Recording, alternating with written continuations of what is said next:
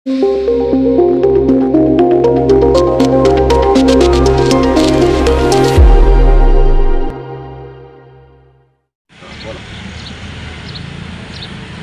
नाव आशाबाई चव्हाण। मी एक सामान्य स्त्री आहे। इथं आमच्या रोडवर आहे ना भटके कुत्रे भटकतात, लोक त्यांना खायला चारतात, गाड्यांच्या मागं फिरतात, लहान मुलं आहे, म्हातारे माणसं आहे। 4 महिन्यापूर्वी ते ढोले म्हणून आहे, त्यांना पण कुत्रं चावलं होतं। तर नंतर आता माझे मिस्टर, त्यांचं वय 65 आहे आणि त्यांना कुत्रं चावलं आहे। मी दवाखान्यात गेले असता, इथं सरकारी दवाखान्यात 9 वाजता गेले सकाळी। तर 9 वाजता गेल्यानंतर त्यांना केस पेपर घेऊन बसून ठेवलं आहे। डॉक्टर बोलले, तिथले सिस्टर वगैरे बोलले का डॉक्टर आल्यानंतरच तपासले जाईल। तर मी त्यांना बोलले का माणूस मेल्यानंतर तुम्ही बघणार आहे का? त्याच्यानंतर मग त्यांनी फोटो वगैरे काढले आणि डॉक्टरांना पाठवले। नंतर इंजेक्शन दिलं आहे अर्ध्या तासानंतर इंजेक्शन दिलं आहे। तर माझ्या मिस्टरांना बरं वाटलं आणि त्याच्यानंतर 2 तासांनी दुसरं इंजेक्शन दिलं डॉक्टर आल्यानंतर।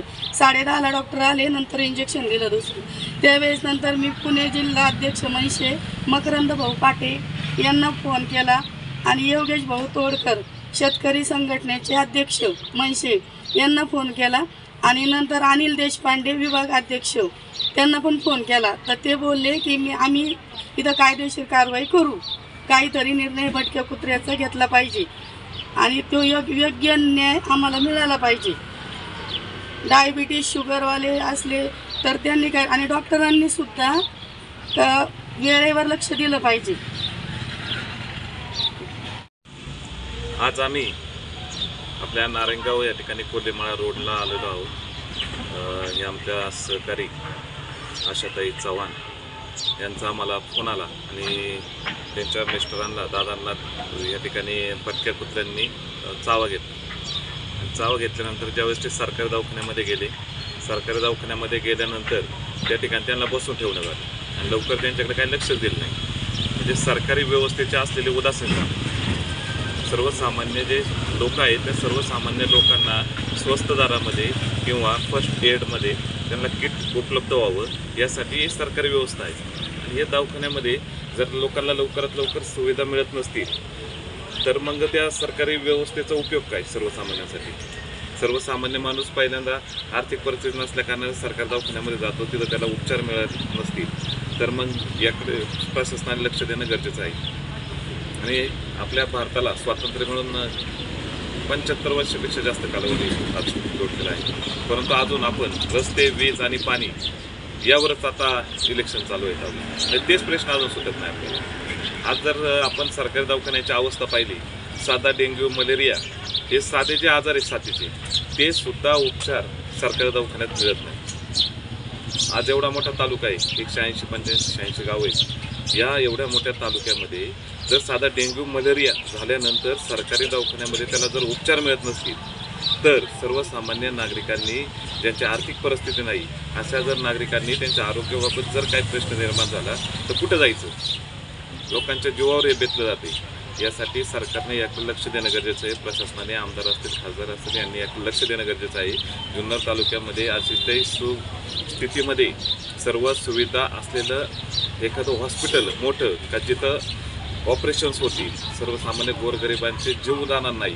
अनेक वेळा असं झालेलं आहे का गोरगरीब कुटुंबातील, मी काल एका ठिकाणी गेलो होतो, त्यांच्यासुद्धा तर परिस्थिती तशीच आहे, परंतु लोक बोलत नाही, सर्वसामान्य लोक बोलत नाही, त्यामुळे जनतेमध्ये ते पोचत नाही।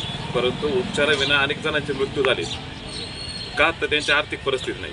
मग सरकारची जबाबदारी आहे शिक्षण, सेवा, आरोग्य, या ज्या काही आरोग्य सेवा असेल, शिक्षण असेल, त्यानंतर मूलभूत ज्या गरजा आहेत का मानवाला जीवन जगत असताना ज्या मूलभूत गरजा आवश्यक आहेत त्या सरकारनं पुरवणे ही सरकारची जबाबदारी आहे। आणि ती जबाबदारी पार पडत असताना जुन्नर तालुक्यामध्ये आता जे काही हॉस्पिटल असतील, मग व्यवस्था फारशी काही चांगली आहे असं काही नाही। आता यांचा अनुभव आपण ऐकलेला आहे, तर आम्ही आता त्या ठिकाणी जाणार आहे, त्या डॉक्टरांना विचारणार आहे की आपण जर सरकारचे सेवक आहात, जनतेचे सेवक आहात, सरकारचे प्रतिनिधी आहात, मग जनतेची सेवा करणं जर आपलं काम असेल, त्या बदल्यात आपल्याला योग्य वेतन दिलं जातं तर आपण नागरिकांना चांगली सेवा देण्याचा प्रयत्न करावा ही आमची पहिल्यांदा विनंती करणार।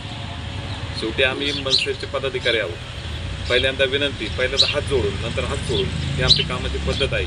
आणि आम्ही आता अनिल भाऊ देशपांडे माझ्याबरोबर आहेत, आमचे जिल्हाध्यक्ष मकरंद भाऊ पाटील हे देखील भेटायला येणार होते। त्यांनी मोबाईलवरून त्यांच्याशी संपर्क साधलेला आहे आणि निश्चितपणे या भटक्या कुत्र्यांचा देखील बंदोबस्त करणं गरजेचं आहे. बऱ्याच वेळा काय होतं, ठीक आहे, मुका जीव आहे, मुक्याजीनं जे प्राणी असतील त्यांच्यावर आपण प्रेम केलं पाहिजे आणि त्यांचा सांभाळ देखील केला पाहिजे, कारण निसर्गाचं हे चक्र आहे. निसर्गाच्या चक्रामध्ये सगळ्यांना जीवन जगण्याचा अधिकार आहे. परंतु भटक्या कुत्र्यांचा जो प्रश्न दिवसेंदिवस वाढत चालला आहे, पिसाळलेले कुत्रा असतात. आता या दादांना कुत्रं चावले, त्यांना BP आहे, बाकीचे पण आजार असतात आणि त्यामध्ये असं असे बरेच जणांना, आता प्रत्येकाचं नाव घेणं शक्य नाही, परंतु खानापूरकर त्यांना पण त्या दिवशी फोन आला होता, त्यांना पण कुत्रं चावले, ते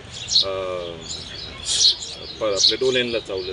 असं बऱ्याच जणांना भटके जे कुत्रे आहेत गंभीर परिस्थिती गंभीर परिस्थिती आहे, चावं घेतात.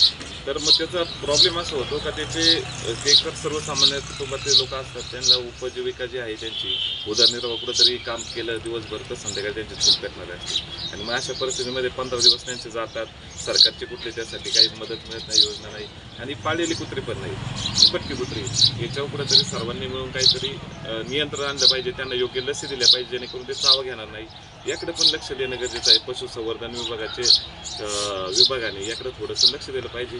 सरकारने याबाबत काहीतरी निर्णय घेतला पाहिजे.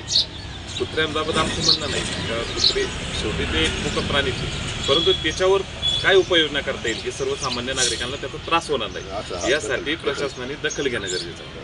आणि ही दखल घेण्यासाठी आम्ही आता सुरुवातीला पशुसंवर्धन विभागाशी बोलू, त्यानंतर सार्वजनिक आपले जे आरोग्य विभाग आहे, आरोग्य विभागाने जी दिरंगाई केली उपचाराच्या दरम्यान, त्याबाबत आम्ही त्यांना जाब विचारणार आहोत आणि या पुढील काळात असं होणार नाही याची काळजी सर्वांनी घ्यावी.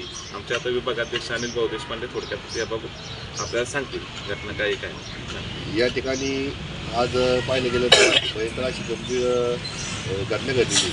मोकाट कुत्री वारंवार या ठिकाणी कोल्हेबावला फिरत असतात आणि माझ्या मागं असे धावून आलेली कुत्री काही वेळेस जाऊन येतात. तरी मी सावध असून त्या कुत्र्यांना थोडंसं म्हणजे दगड वगैरे मारून त्यांना दूर करून आपला बचाव मी या ठिकाणी करत आहे. तरी मी सर्व नागरिकांना आवाहन करतो की लहान मुलं यांनी या मोकाट कुत्र्यापासून थोडंसं दखल पण घेतली पाहिजे आणि थोडंसं सावध राहिलं पाहिजे.